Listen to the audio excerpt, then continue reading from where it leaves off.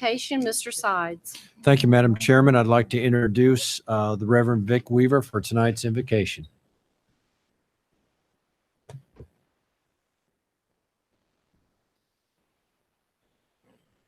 Let's pray. Father God, we thank you that you tell us in your holy word in Matthew chapter 18 that it is good to start every meeting, every gathering with a prayer. And we thank you that we can do that tonight. And we thank you that it also says in that chapter that when we pray, you will let God show up and will help us to do what we need to do. Father, thank you. Just still our hearts, calm our minds, and help us to do what we need to do for the betterment of this board, the students, the staff, and the support staff in this county as they teach these students. And we thank you for what you're going to do tonight in advance, because we ask it in Jesus' name. Amen. Thank you. If everyone would please stand for the Pledge of Allegiance.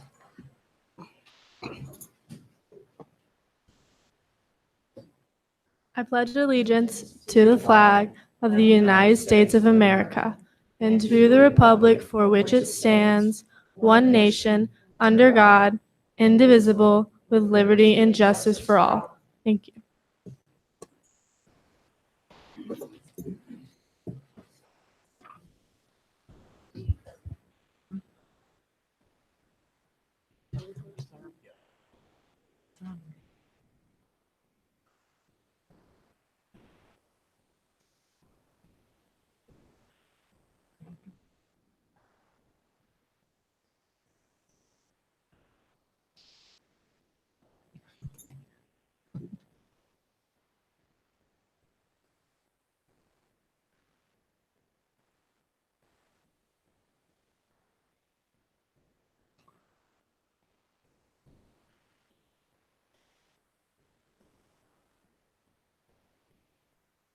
It's always so nice to have our students with us at our meetings. Okay, that brings us to the approval of the agenda. Madam Chair, I'd like to request that under item 10 consent agenda, that item number F, street safe driving program, be removed for a slight adjustment. And Mr. Sides, where do you propose, do you have a suggestion on where you would like to place that discussion? At your pleasure, we can make it right before superintendent's report. So. Okay, so we will go before the superintendent. Okay. Are there any other changes? Madam Chair, I would like to add an item to the agenda. I would like to add the broadcast and live stream and archiving of committee meetings. Okay. Let's have that discussion after Mr. Sides' street safe. We'll do that directly after. So you'll go before the superintendent. That'll be fine. Okay, so we will.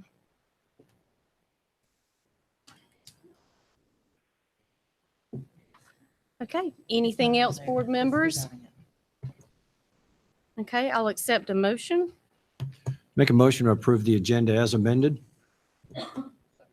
Okay, all those in favor say aye. Aye. He's with us. Okay, board members, that brings us to the John H. Crowder Service Award. If everyone will please walk around to the front, and I will turn it over to Ms. Candace Sturdivant.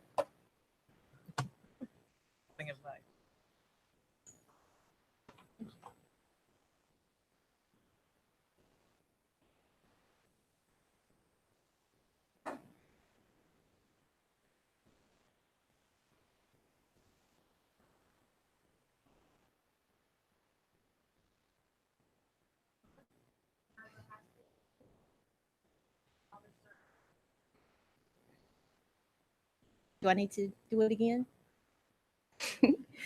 Each month, we recognize a high school student with the John H. Crowder Service Award for community service. This award is a living tribute to the John H. Crowder, who spent more than 30 years serving the children in Union County. In order to receive this award, students must not only be academically successful, but also have an established history of community service in more than one area with more than one organization. Tonight, we award the John H. Crowder Service Award to a very special student at Cuthbertson High. Kayla Young, please come forward. You want to stand beside me? Sure. All right.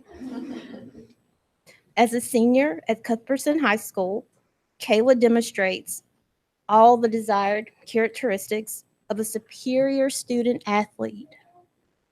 Kayla excels in the classroom with a 4.45 weighted GPA. Round of applause.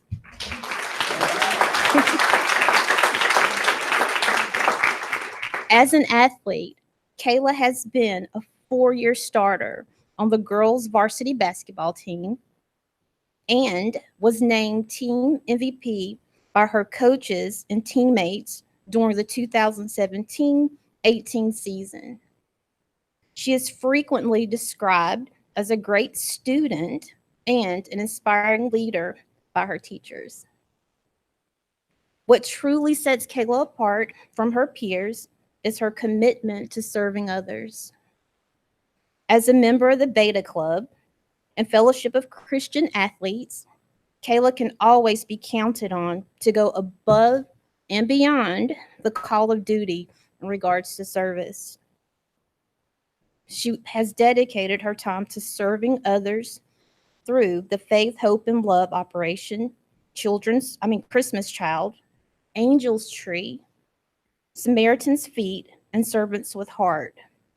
She also volunteers as a Special Olympics buddy. Kayla was described by her FCA club advisors as a committed servant that can always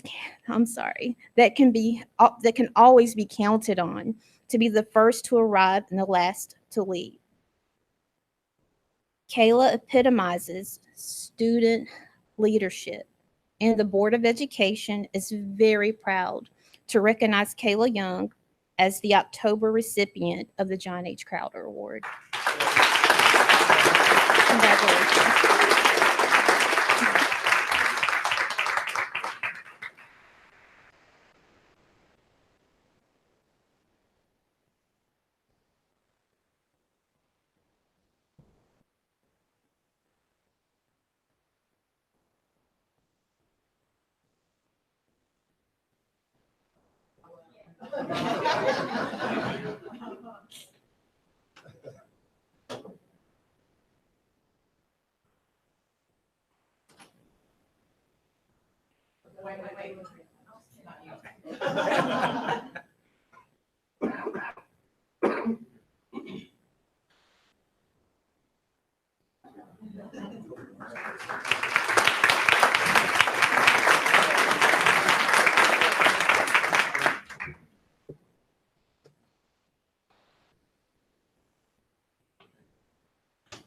The Union County Public Schools Employee of the Month Award recognizes employees in non-teacher, non-certified positions. It was created to honor those who have exemplary work and performance, those who promote positive morale, or possibly those who demonstrate initiatives and creativity that improve the operating efficiency of their department or district. Individuals can be nominated based on their performance, their customer service, or an individual incident that merits commendation. Our October recipient is bus driver Kimberly Marsh. Director of Transportation Marlon Watson will now come forward to recognize Kimberly for her accomplishment. Good evening, members of the board and Dr. Houlihan. So today I have the pleasure of introducing Ms. Marsh. On Wednesday, September the 12th, Kimberly Marsh witnessed bus 441 turnover at the bridge near Porter Ridge campus. After calling and advising her supervisor of the accident, Ms. Marsh managed to open the roof hatch of the bus, went inside and used a seatbelt cutter to free and assist the driver with safely exiting the bus. Her heroic efforts in this moment showed her exemplary character. Ms. Marsh is truly an exceptional employee, and we are proud to have her as part of our transportation team. I will now read the Employee of the Month proclamation from the Board of Education and Dr. Houlihan. The Employee of the Month proclamation. Whereas the Union County Board of Education values hard work of each employee within the district, whereas performance is an essential part of the district's operation,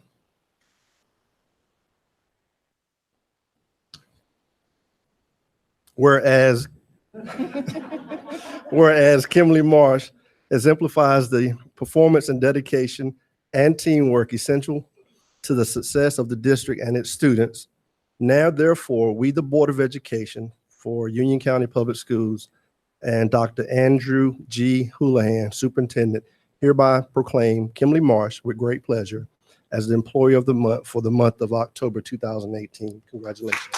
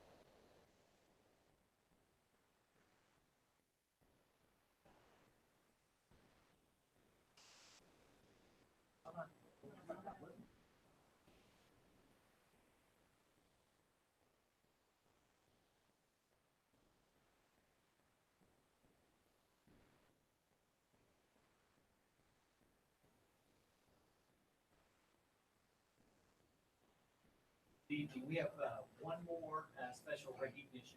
It gives me great honor on behalf of Dr. Nolan, on behalf of our entire academics team, to recognize a very special teacher that works in our district tonight. I'd like to recognize Port Ridge Elementary Exceptional Children's Teacher, Davida Zeik, who was named the Union County Public School Educator of Excellence. Selected by the Exceptional Children's Program Specialist, Davida was praised for her ability to grow her students both academically, emotionally, and gain the trust of parents and families, all while continuing to advocate for her children. Her classroom is one where all students are welcome and all students are nurtured to grow and meet their highest potential. Davida will now go on to represent our school district at the state Exceptional Children's Conference in Greensboro next month. So at this time, I'd like to congratulate Miss Davida Zeik. Thank you very much.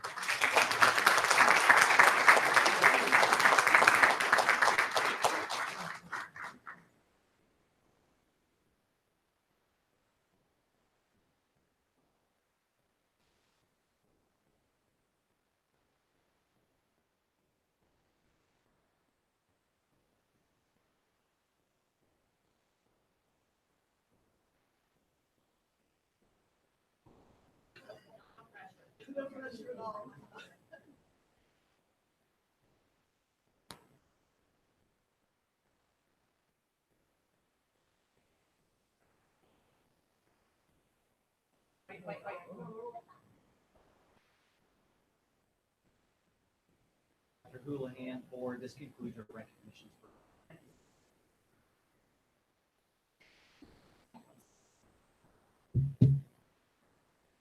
On a cooler. And stay on the cooler? On their website. It's not exactly the color that you want.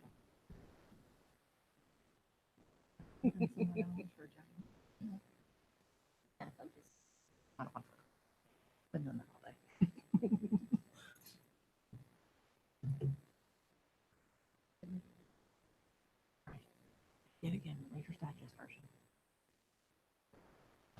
Brings us to public comments, and we have one person signed up tonight.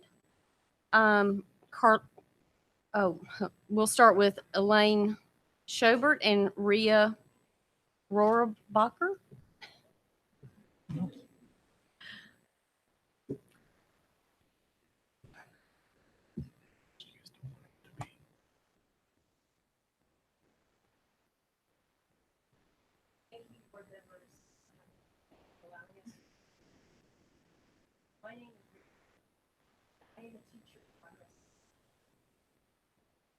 Thank you. I am part of the group whom I am representing today, the literacy teachers at Rockrest.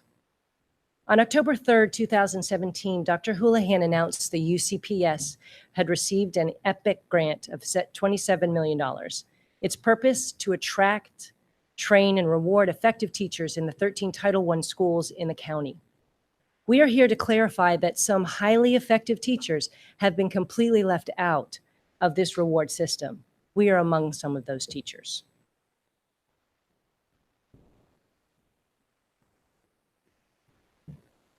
We support the goals of the EPIC grant and some of its provisions. The grant's goal is to increase teacher effectiveness and effective practices in schools.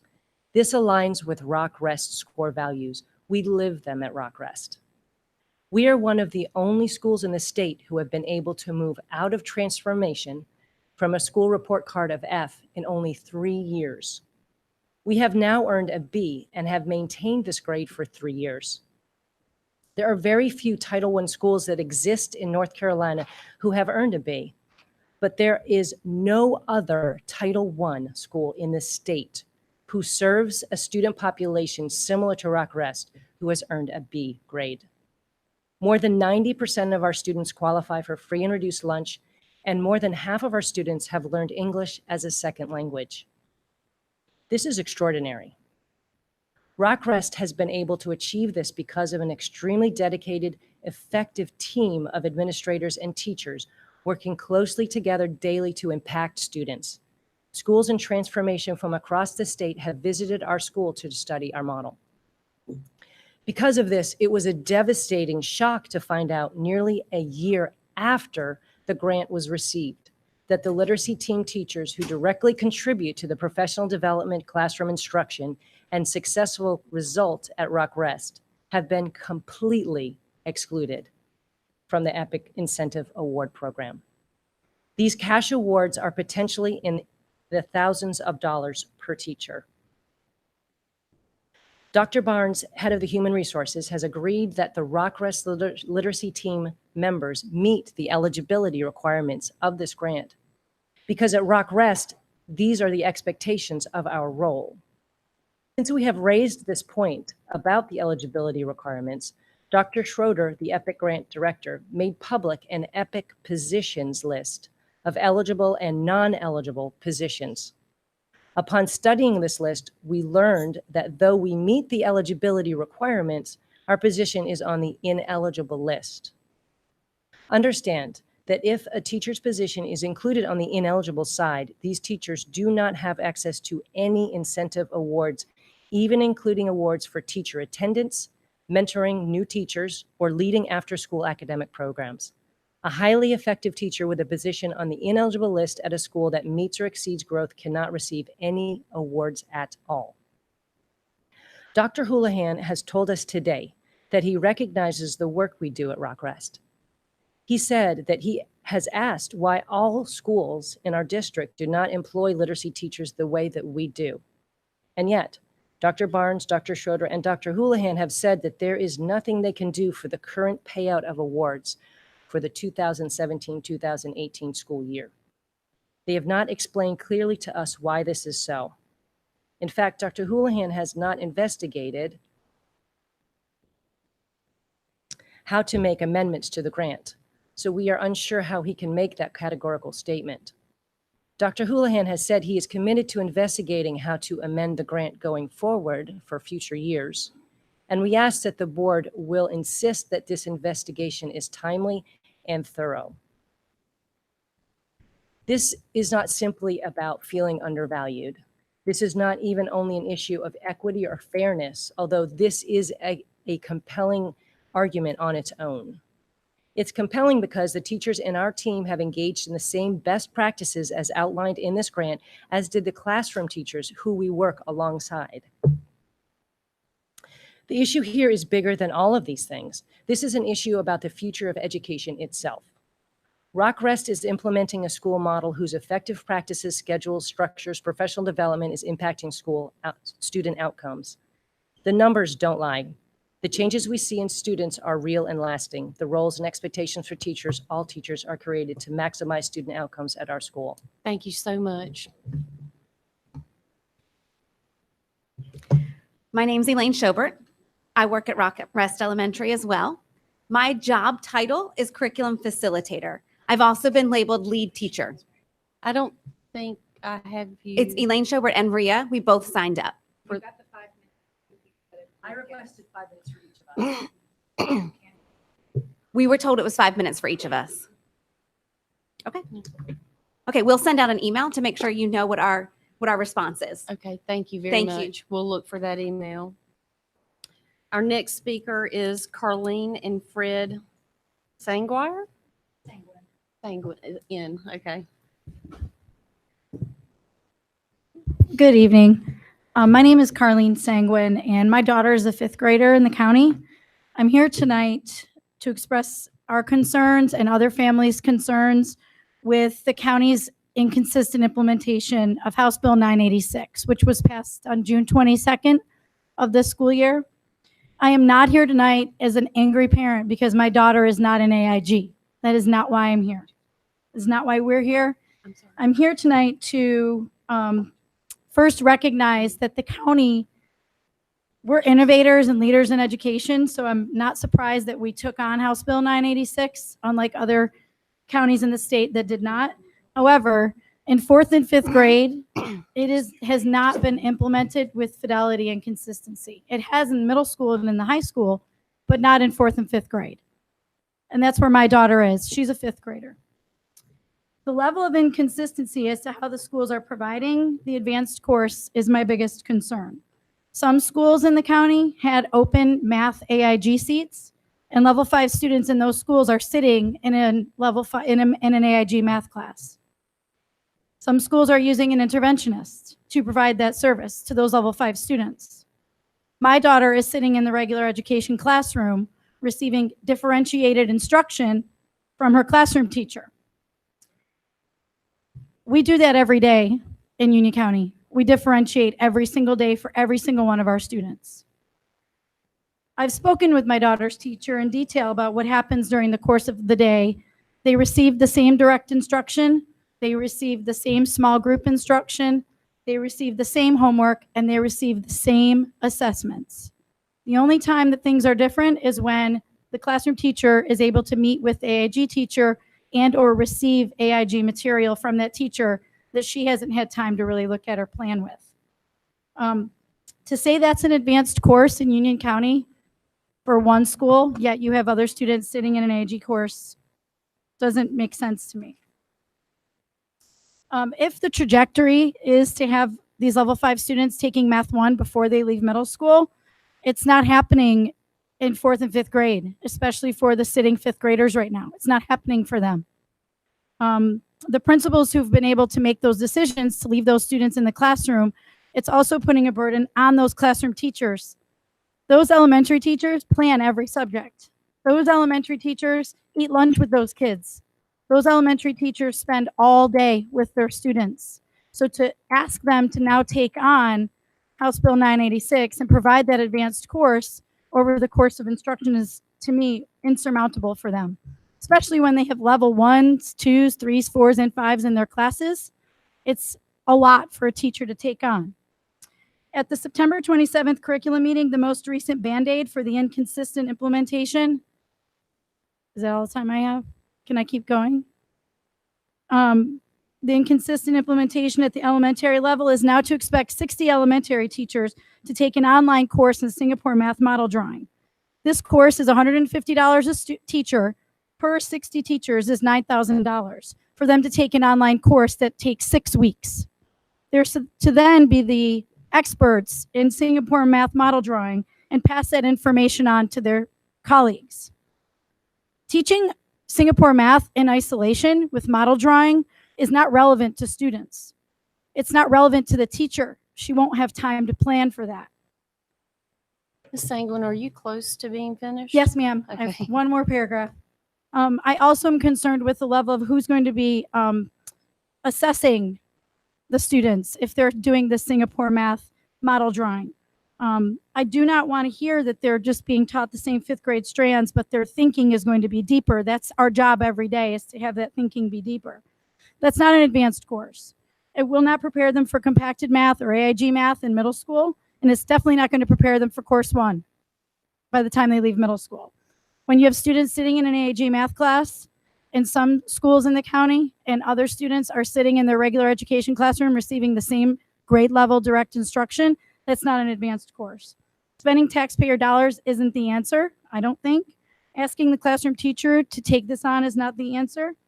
I would like to see a consistent solution put forward to the elementary schools and say, this is what you guys have to do, and please try and figure it out. That happened in the middle school, and it was done before school started this year. Further, I understand that this was thrown at you guys in June, and I understand there's no more funding from the state for it. I understand that. But my daughter deserves better. She deserves to be challenged, just like every other 4th and 5th grade student in our county. They deserve the same advanced course.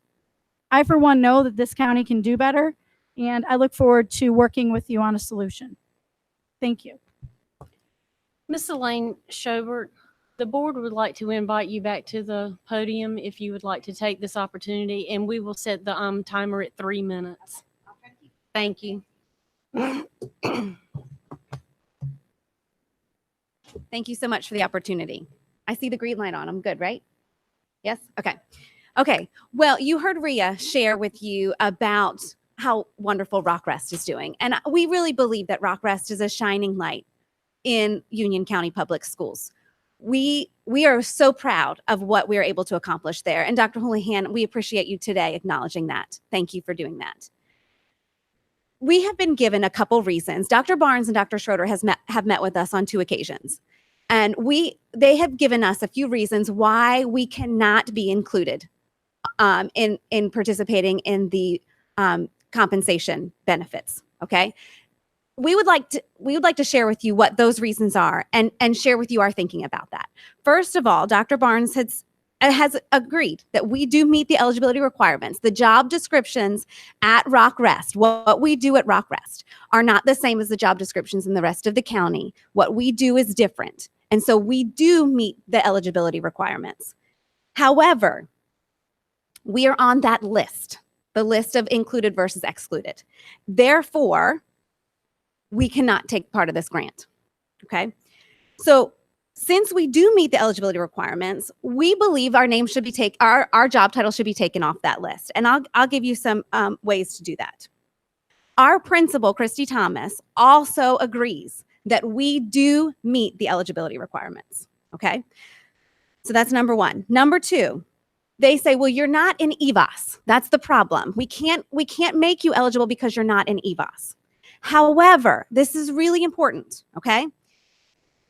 ESL teachers are eligible for this grant as a Tier 1 teacher. They claim 100% of the student body. So do we. We claim 100%. So the EVAS debate is off the table because they can find a way for ESL to get the funds. Therefore, they should be able to find a way for the literacy team to get the funds also. PE, our PE teachers get it, and they work hard.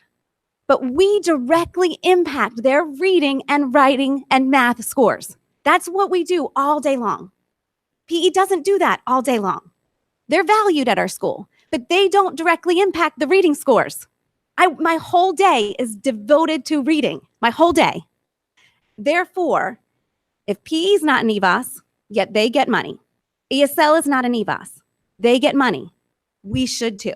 We should qualify for it. The third thing is they say there's no money. That's not true. Some schools didn't qualify. I can tell you more about that another time.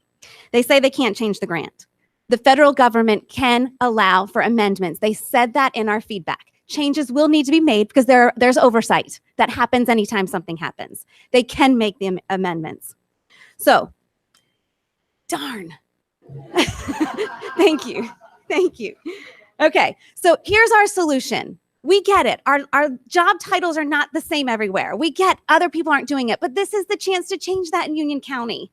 We are doing it well. So now let us say to the other schools, Rockrest is successful. Why don't you use your curriculum team like Rockrest does? Rockrest is successful. Why don't you use your literacy team like Rockrest does?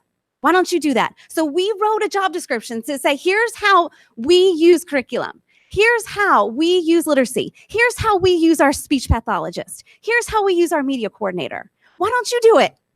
And if you do, you qualify for the money too. But so we changed our job titles. We said, you know what? I'm not just curriculum. I'm a teacher leader. I'm a teacher leader. My colleagues would support that. Thank you. The literacy teachers aren't just literacy teachers. They're core teachers. So we can say, hey, these job titles aren't on the list yet. So we've got to find a place for it. So don't change the grant. It's great. Please, Dr. Houlihan, thank you for putting professional development in there. That's my passion. I'm leaving from here to go to Asheville so I can go to a workshop tomorrow with somebody really cool. It's gonna be a late night. But I love the professional development aspect of it. I'm taking full advantage of that. You've signed some of the papers for that. I'm taking advantage of the professional development. Thank you for that. Let's keep doing that.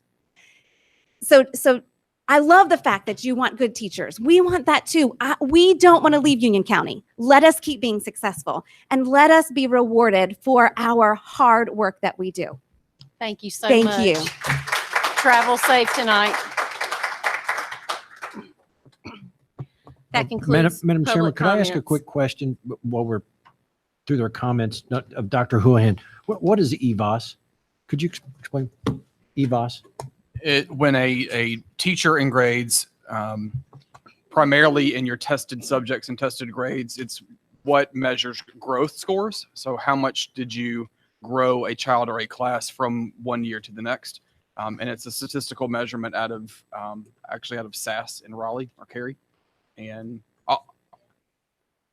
no, it is it's an individual teacher and a school's growth measurement. Thank you to all of our speakers tonight. That brings us to open session meeting minutes for approval from September 6th.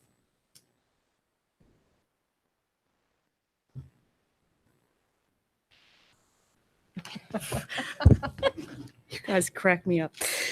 I move to approve the September 6, 2018 open session minutes. Okay, all those in favor say aye. Aye. Thank you, Mrs. Heintel. Okay, that brings us to the consent, minus F. Make a motion to approve the consent agenda as amended. Second.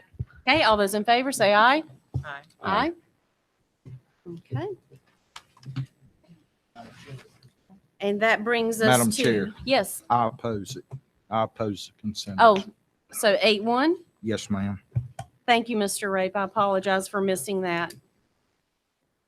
Okay, that brings us to the conversation, Mr. Sides, street safe driving program. I believe you said there had been a change.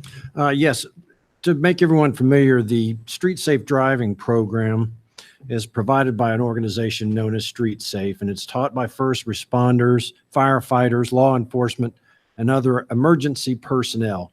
It consists of hands-on exercises, simulations, and interactive discussions led by an expert in traffic crash investigations.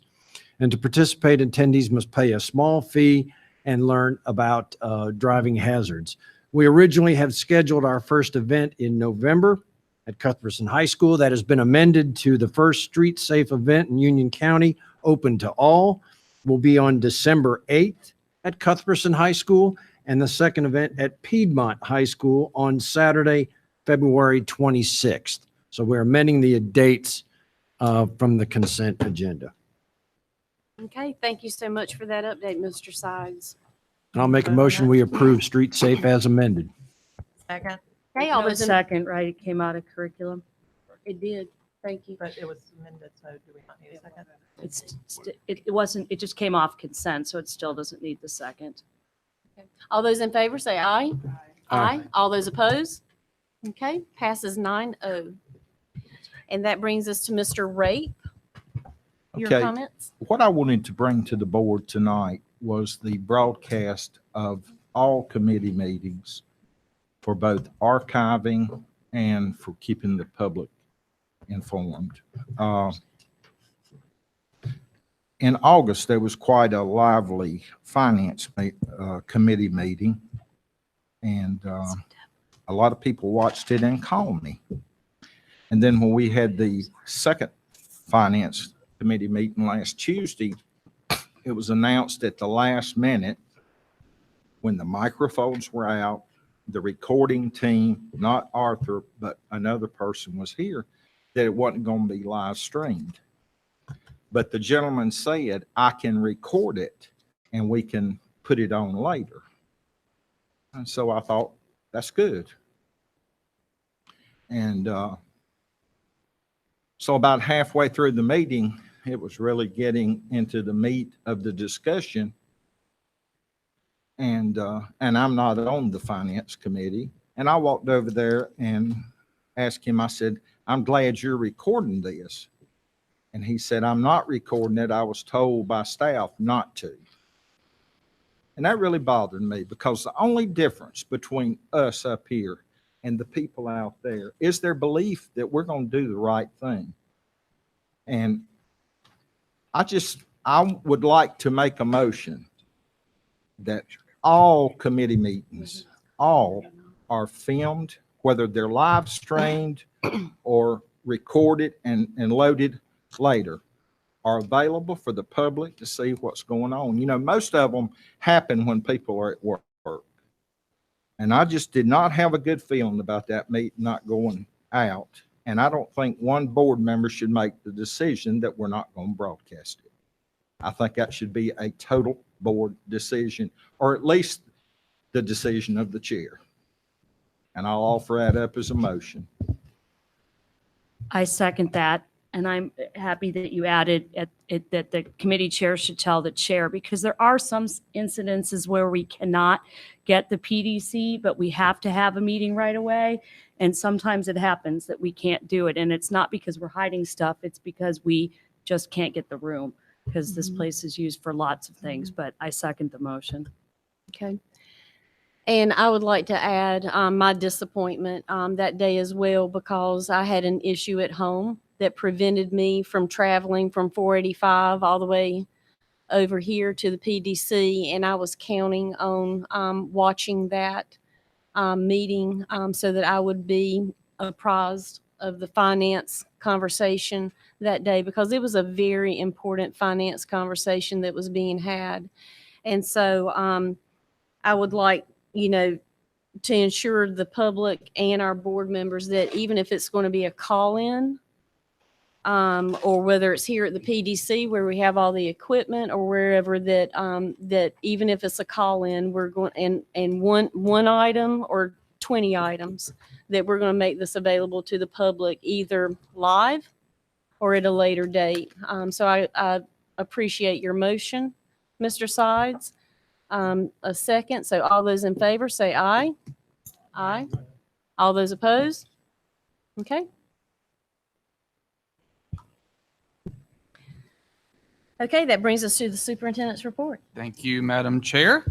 So October is set aside across the nation to honor our principals across the country. I want to give a huge shout out to our school leaders for all of their hard work and all that they do each and every day for the children and our teachers and staff. I've said this to them before. They're some of the best collective group of school principals I've ever had the chance to work with. And I'm very, very proud of their hard work and their passion for educating our children. We named our 10 Principal of the Year finalists recently. We'll name our 2018 UCPS winner, Principal of the Year, this Thursday at our Principal of the Year luncheon. I also learned today that today is actually National Custodian Day. And as a former elementary school teacher, I can tell you, and principal, I can tell you, and based on my visits to schools this year, our custodians in this county are absolutely phenomenal. And what they do every day to keep our schools clean and orderly. So I want to say a big, big thank you to all of our custodians out there in UCPS. Over the last few weeks, we've all been dealing with the aftermath of Hurricane Florence across the state. During the time that we missed in Union County, we had a lot of work behind the scenes that was happening that maybe a lot of the public doesn't know. And I just got to give today a big shout out to our maintenance staff and our facility staff, along with our county first responders, for all that you did during that time frame to keep us alert, to keep us notified, opening shelters to keep us safe, and really all that you did in partnership with Union County Public Schools. And we very, very much appreciate that. Our thoughts and our thoughts are still with the families and school system employees, and particularly on the East Coast, where they have still not opened school in a lot of cases. And we are going to continue to do whatever we can to support our state and our colleagues. And finally, I want to say welcome to the Wingate University Advanced News Reporting class, who is right here in the front row for a class assignment. We hope that you learn a lot about public education and board meetings this evening. And I was told that you all had to leave at 8 o'clock, and it's already 8:13. So you've already gotten extra credit by my account. So you tell Dr. Brown that I said that. But we want to welcome you and thank you for being here. That concludes my report. Thank you. Welcome. Thank you, Dr. Houlihan.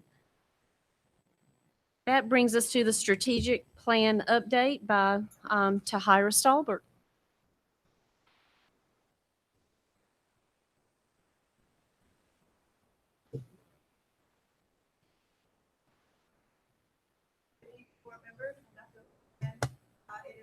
Pleasure to bring to you tonight strategic plan theme D, engage parents and community. Dr. Sam Basin is going to present information to you as the owner. He will be transitioning off of this strategic plan area because we've had some shifting due to position movement. And Dr. Cynthia Hoxton will be taking over on this strategic plan. She's over there. So at this time, I'd like to introduce Dr. Basin for Engage Parents and Community. Good evening, members of the board. It's an honor to be here with you tonight. As Ms. Stalbert said, our theme is Engage Parents and Community. Really? I get my own clicker? Well, now I had to figure out how to use it. That's better. There are two phases to this specific initiative. We attacked 1A to this point, and that's focused on developing business and community partnerships to support our students and to support their efforts at becoming career ready or college ready. There's a second phase that Dr. Hoxton will have the opportunity to explore this coming year. Next slide, please. So if you'll look at this slide, I like the graphic here. What we had previously, prior to our work here, is undefined differences between the definitions of what's a partner, what's a sponsor, and what's a vendor. We also had competition between schools for existing resources in the community. We had limited alignment between what schools were trying to accomplish and what the county as a group was trying to accomplish. And we also had limited monitoring of the school level efforts to create partnerships. Next slide, please. Our desired state and what we hope that our work will result in as we work through this plan is a more cohesive plan where we have our leaders in the county that are able to articulate exactly what a partner is and how that differs from potentially a sponsor or a vendor. We want our schools to have authentic partnerships, and we want those partnerships to go across grade levels, to go through clusters, and to pull our teams together. We have a digital tool that we have identified and we're in the process of engaging with that is going to help us monitor these plans as we go forward. So the county will have the opportunity to know what resources are available and to have oversight as we access those resources. And finally, we believe by handling the first, second, and third opportunity that we will be able to increase our partnerships as a result of the effective management of the needs and the resources. This final slide kind of gives you a look at where we were and our timeline. Across the top there is the work that we accomplished last year. We're a little off schedule. We haven't actually hit the targeted achievement box, but we are confident that by the end of this year, we will be at the targeted achievement box of 1819, which would include identifying the product, doing the training, and having the product fully implemented across all our schools' web systems, and having our leaders well-versed in how the tool works. Final slide is questions. I'll be happy to answer any that you may have. Thank you. Thank you very much. Okay, thank you, Mr. Dr. Baisden. Yes, ma'am. Congratulations. That's a very, very nice achievement for you and for us. Okay, that brings us to 2018 Delegate Assembly, voting delegates for November 12th, 2018 in Greensboro. I need, I believe, 3 and an alternate, or 4. Is it 3 and an 4 and an alternate? Wow, it's increasing. Okay, so board members, who plans on being in Greensboro on November 12th? I can go. Okay. I plan on being there.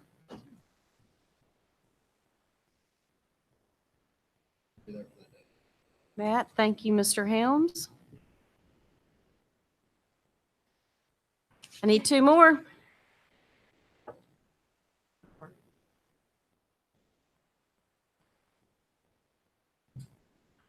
We need 3, or how many do we need? 4 and an alternate. Right now, I'll go for 4. I'll volunteer as an alternate. That doesn't help.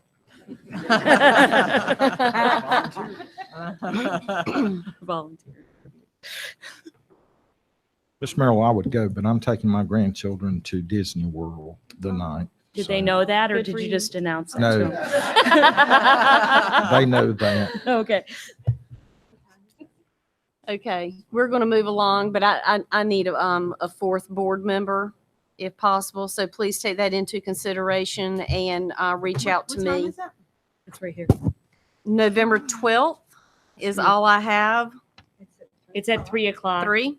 And the assembly's from 3:30 to 5.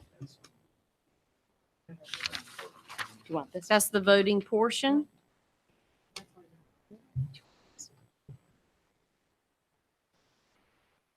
Okay, Mrs. Boyd, I'll let you think on that and check your calendar and get back with me. Yes, please. Thank you. Okay, that brings us to policies for review. Thank you. You have before you 1, 2, 3, 4 policies for review from Chapter 3. If anyone has any questions about any of those, I'd be glad to answer those. They were at the policy committee last week. Okay. And then you have 1 administrative guideline for review. It's on leave and benefits.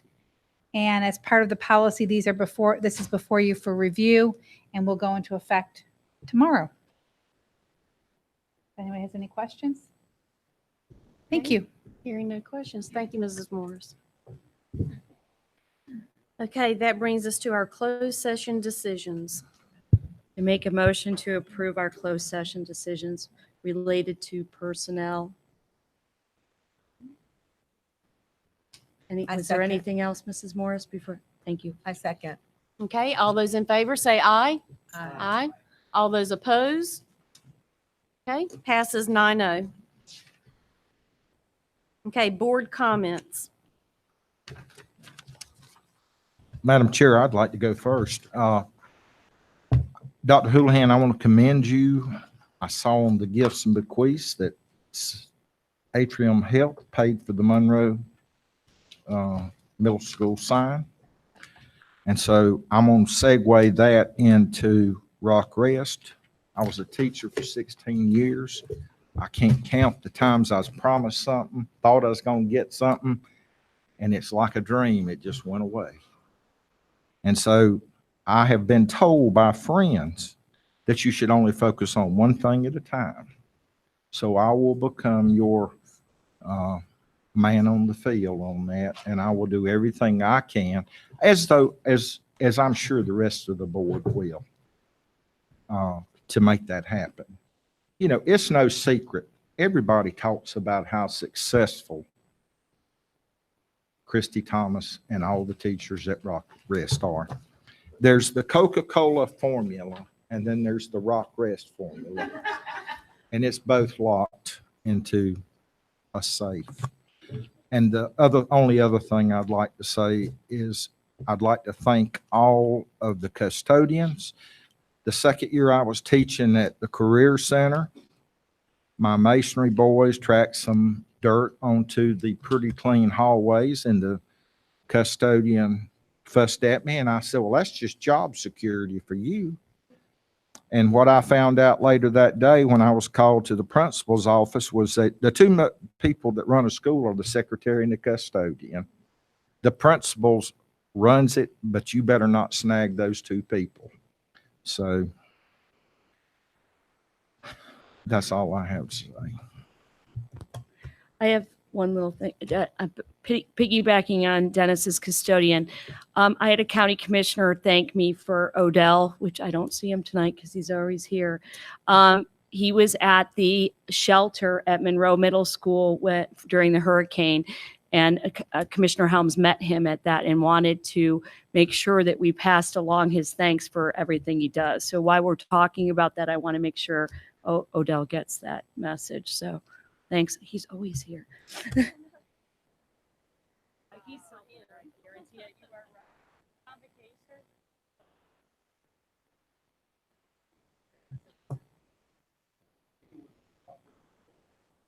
No. I was piggybacking on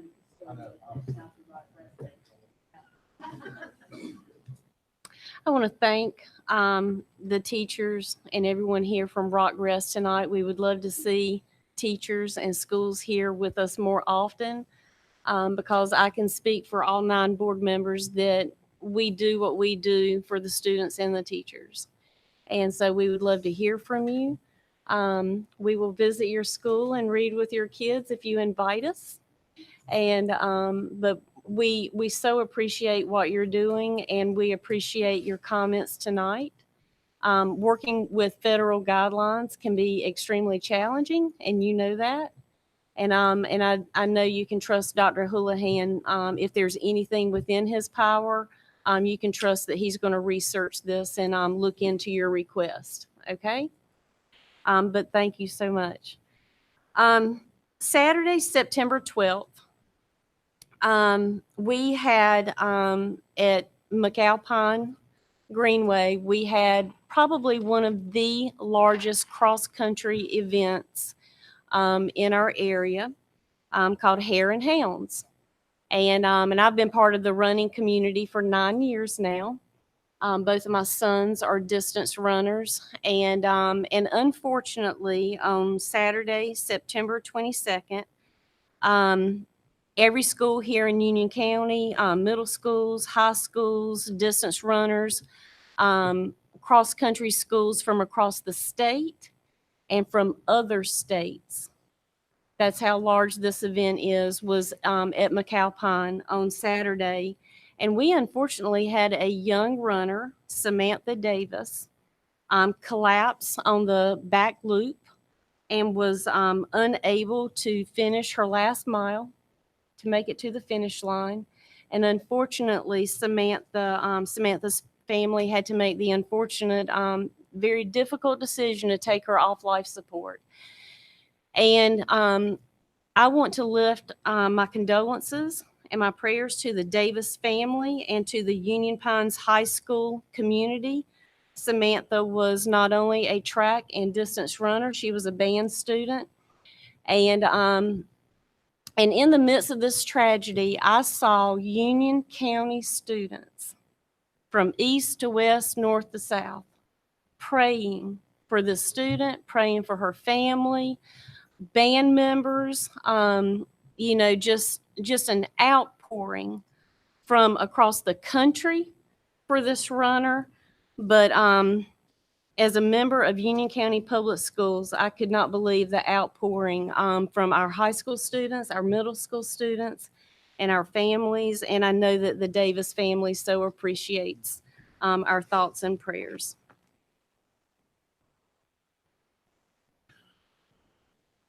You may not realize, but October is Dyslexia Awareness Month. And dyslexia is a challenge that faces statistically 1 out of 5 children and adults in the United States. It's the #1 cause of reading struggles, and we still do not have an adequate in the public school system testing and on a consistent basis as we should. There are many famous dyslexics you may not realize. Tom Cruise, the actor, Henry Winkler, the Fonz, for some of you that are old enough to remember Happy Days, Richard Branson, the billionaire owner of Virgin Airways, the greatest, the late Muhammad Ali, Magic Johnson, the former basketball player with the Lakers, Nolan Ryan, the pitcher, Steven Spielberg, might have seen just a few of his movies. Pablo Picasso, you may have appreciated some of his artwork. And Bill Gates, a fellow who had something to do with this thing sitting right in front of me. So I guess the whole point of it is dyslexia is not a disability. It's just a learning difference. And we have made great strides here at UCPS with the SPIRE program and improved training. And I just want to say I support our teachers, our educators, to continue looking for means to not only identify in our younger students that struggle with reading, that may be struggling with dyslexia, but also for additional training to use proven methods like Orton Gillingham to develop curriculum that can have an impact in their lives. And I've seen it happen first time with a niece who struggled with dyslexia all her career and then graduated with honors from Texas Tech. So I hope we'll keep that in mind this month. And I wish everyone a good evening. Thank you. Okay, are there any board announcements? On October 24th at 9 a.m., there'll be a policy committee meeting at the PDC as of right now. And do you guys know their spit the same day? Do you want to announce that? There will be a spit committee meeting the same day on October 24th at 7:30 a.m. If you can get up that early to make it. And I think we're still on hold for facilities waiting for bids to come in. So we'll get back to everybody on spit. And we'll announce curriculum at a later time. As we will with finance as well. Okay, if that concludes announcements, I will accept a motion to adjourn. Motion to adjourn. Second. Okay, all those in favor say aye. Aye. Thank you.